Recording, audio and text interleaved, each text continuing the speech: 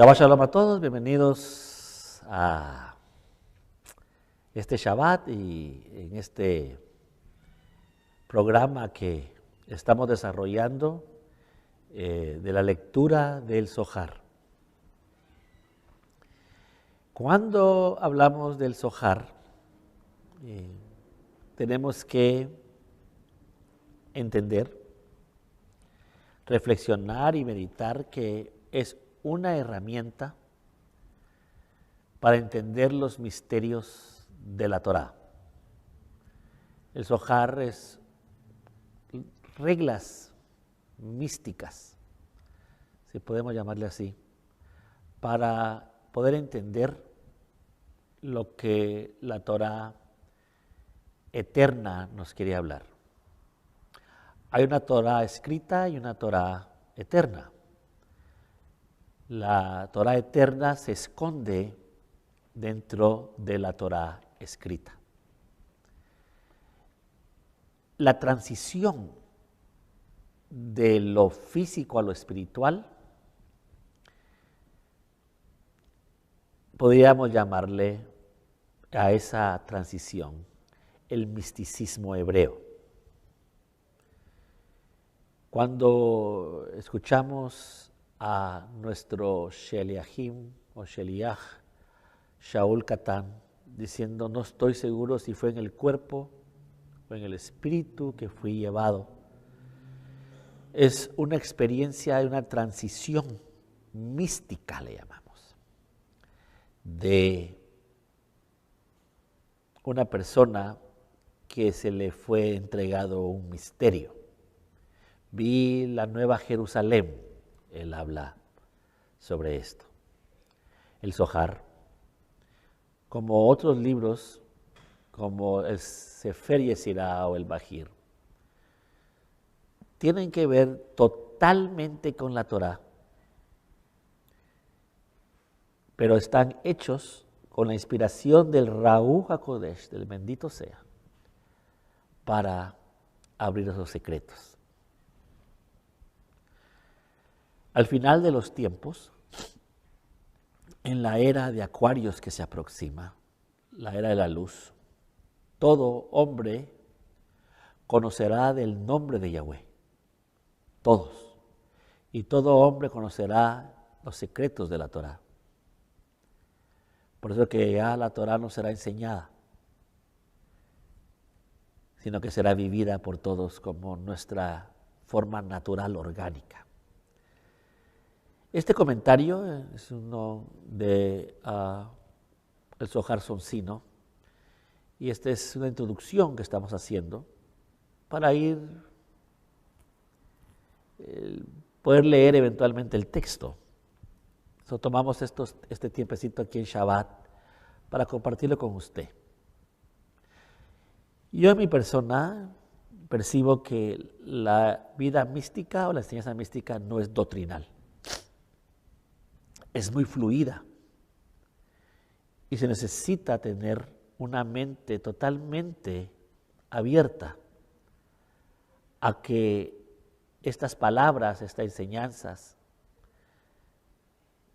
penetren nuestras almas y puedan así ser de beneficio para el arreglo del universo. Una vez más, shalom a todos, bienvenidos a la lectura del Zohar. Título de esta lectura, el Zohar. Dos libros ocupan una posición central en la literatura cabalística: el libro del Zohar o el libro de esplendor, y en escala menor el libro del Bahir. El libro del Zohar deriva su nombre del tercer versículo del capítulo 12 de Daniel. La palabra Zohar se encuentra solo una vez más en la Tanakh. Es en Ezequiel 8:2. A su vez, el adjetivo Bahir, que también designa cierta clase de resplandor, solo se encuentra en Job 37:21. Las dos obras fueron atribuidas a maestros tanaitas del siglo I y el siglo II, es decir, a maestros que participaron en la redacción de la parte del Talmud que se lleva por nombre de Mishnah. Gerson Sholem, en su obra Los orígenes de la Kabbalah, expresa que el Zohar es una recopilación o una adaptación redaccional de fragmentos. También el libro del Bajir sería, a juicio de Sholem, una recopilación o una adaptación redaccional de fragmentos. El libro del Bajir está escrito en hebreo, en una llamativa variedad de estilos. El libro del Zohar está escrito en el dialecto arameo, peculiar de la literatura mística. El origen de los dos es oscuro. El Zohar fue primero dado a conocer a fines del siglo XIII por el erudito cabalista Moshe de León, como la obra de Simeón ben Yochai. Desde el siglo XV se ha discutido sobre la paternidad del libro.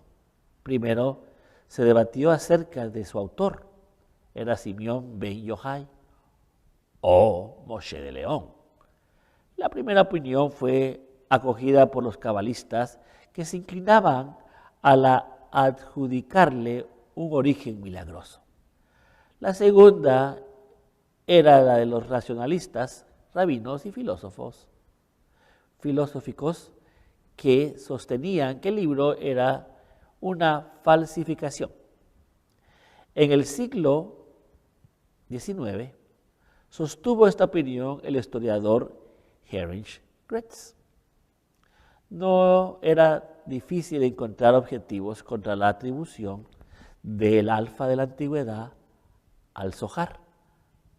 Además de su repentina aparición y la misteriosa historia de su confesión, había en su estilo y en su contenido rasgos que parecían en conflicto con la posibilidad de haberse compuesto en la época talmúdica. Significativa y también en la precisa la obra principal del propio Moshe de León, de varios pasajes en extremos semejanzas en pasajes del Zohar. Acerca de Shimon bar Yochai, lo que hemos leído hasta ahora, ¿verdad? El libro en sí, su origen, es bastante oscuro en el sentido de que se le atribuye a este rabino, Simeón ben Yochai, o bar Yochai, y aunque en sí la parte lingüística y el arameo, muy mal arameo que trae el Zohar en sí, parece ser que fue escrito mucho después, quizás por el mismo de León. De León dice que él fue al mercado a comprar pescado y que la persona que le vendió el pescado envolvió el pescado en un como papiro, pergaminos. Y cuando él llegó a la casa se dio cuenta que lo que estaba envuelto el pescado era con el mismo Zohar. Lógicamente, simbólicamente, el pez tiene que ver con el estudio de la profundidad de la Torah. Tanto que en las 12 puertas del alma, o las 12 puertas del muro de Jerusalén, está la puerta del pescado, que es el estudio de la Torah en un nivel más alto. Es por eso que a nosotros nos llamaron como nazarenos a ser pescadores de hombres. En otras palabras, no solamente es de buscar al hombre para que se convierta o que haga teshuvá o haga tikkun, sino revelarle a los hombres sus misterios que ellos traen adentro. Es por eso que el Mashiach le pregunta a sus discípulos después de su resurrección que les dé de comer. Y lo que quiere comer es pescado. Porque el alimento de una persona nacida de nuevo o alguien que ha resucitado es comer de los manjares que se encuentran en los niveles o en los mundos superiores. El zohar es un gran pescado. Y quizás por eso de León, gran rabino, genio, da la historia que así es como él la encontró. Buscando, comprando el pescado para comer, se le revela el zohar. No hay nada malo, y quizás los que me están escuchando, si el nombre del autor del libro no es realmente el que lo escribió, no es algo muy significativo en la cultura y en la forma en que los hebreos y los yahudim relatan sus historias. Casi siempre los nombres como Mateo, Matitiyahu, Yohanan, Mer, Yohanan y todos ellos, Luca o Gilel, son nombres con códigos para comprender el libro, no tantos verificando si ellos son los autores, aunque pudieron serlo. El Zohar es semejante a estos otros libros. Si pudiéramos decir que el Zohar es en sí la herramienta que se usa en Kabbalah, para encontrar los misterios del reino o de la Torá, el Nuevo Testamento y el Brit Hadashah está escrito de una forma para encontrar los misterios del reino de los cielos. Acerca de Simeón ben Yochai o Bar Yochai, la figura principal del Zohar, hay en el Talmud y en el Midrash unas frases que atestiguan su autoconciencia mística y a la vez rinden tributo a la santidad de su vida. En el Zohar aparece Simeón como el principal maestro, versado con 7 discípulos. La leyenda sobre él y las principales doctrinas que anuncia forma el núcleo del Zohar, que enlaza asuntos de la vida diaria con las esferas celestiales. Otra vez, esta idea mística es la transición de lo físico a lo espiritual. Algún suceso de la vida corriente es a menudo tomado como un punto de partida para un discurso o coloquio sobre un tema abstruso. A veces, los eruditos discípulos aparecen en la academia o se reúnen en tomo de su maestro. También se encuentra mucho de su vida interior, sus turbaciones, preguntas y dudas. En ocasiones benefician con ayuda o consejo a personas quienes se encuentran accidentalmente. A menudo también ocurre que tales eruditos errantes se les agrega algún extranjero, un portador de bultos, un jinete sobre su asno, incluso un niño. Y las celebridades autoridades no vacilan en escuchar lecciones de sabiduría de las mentes más simples. Y así, el lector recoge la impresión de un contacto directo que puede parecer de la experiencia real. La atmósfera puede cambiar rápidamente en apariencia por ocurrencias simbólicas, por la aparición del comienzo irreconocible, el anciano Kadosh, un ser celestial, o el profeta Elías, como el maestro de los secretos celestiales.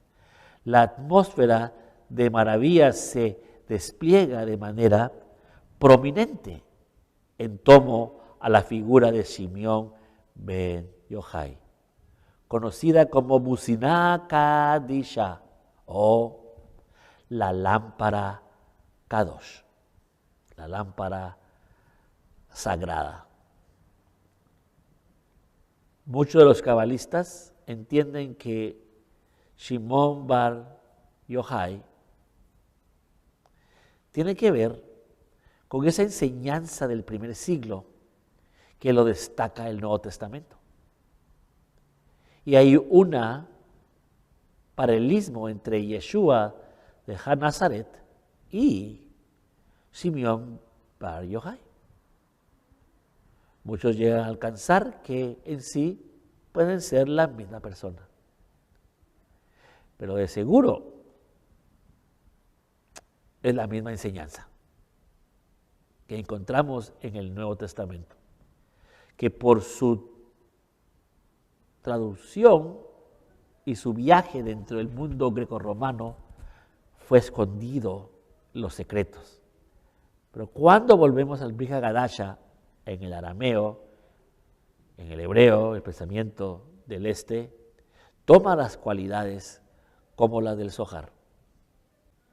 La lámpara santa, que fue dotado de poder suprahumano sobre alturas y profundidades, que es como el árbol que extiende de los dos mundos, mientras que en algunas ocasiones el curso de la narración, Simeón ben Yochai expresa sus opiniones simplemente como una de la compañía. En otras ocasiones es presentado como el modelo místico completo, es decir, del místico cuya peregrinación terrenal es como un periodo de la revelación mística y cuyos discursos son escuchados aún por seres celestiales.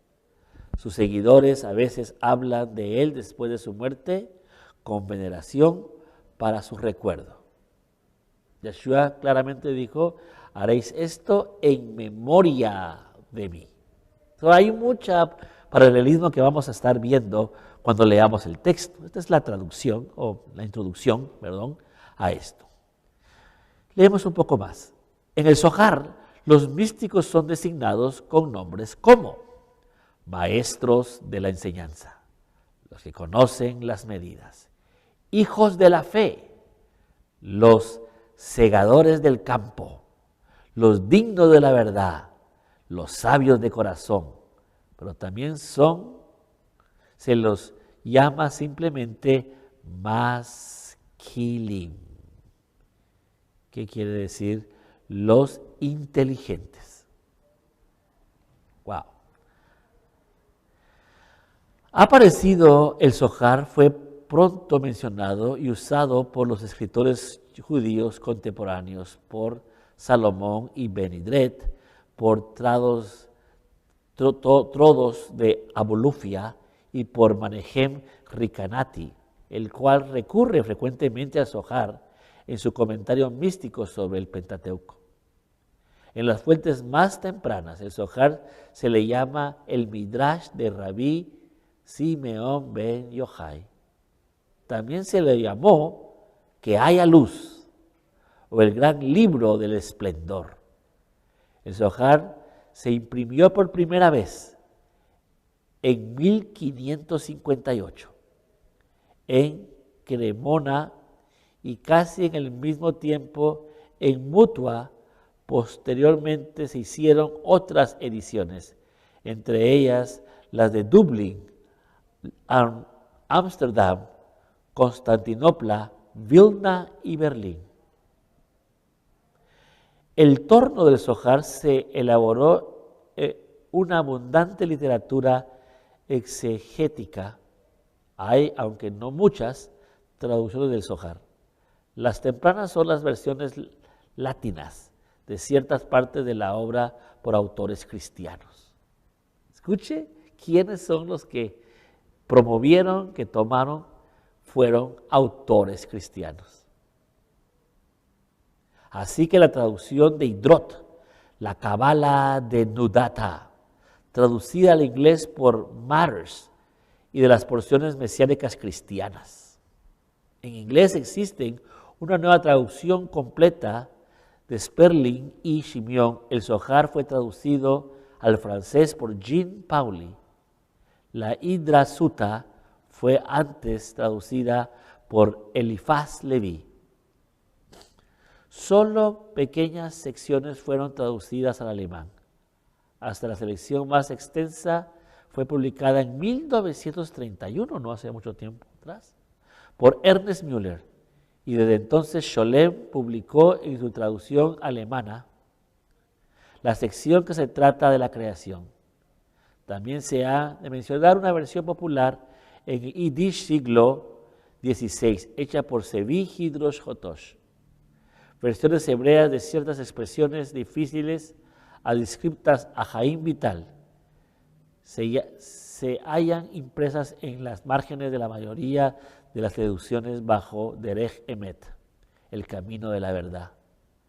Posteriores traducidas en hebreas como el de Hillel Sealtlin no aparecieron impresas.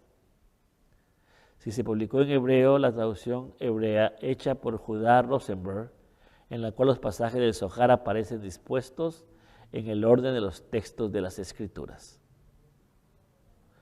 Muy bien, ahí tenemos una idea de dónde viene el libro, quiénes pueden ser sus escritores y la influencia cristiana en su publicación de ella. Esperamos que esta pequeña lectura de la introducción nos dé hambre de leer el texto. Gracias una vez más por ser parte de nosotros. Escríbanos, háblenos, para que juntos busquemos la verdad. Que Yahweh los bendiga, los guarde y sobre todo les dé shalom. Toda Rabá Yahweh.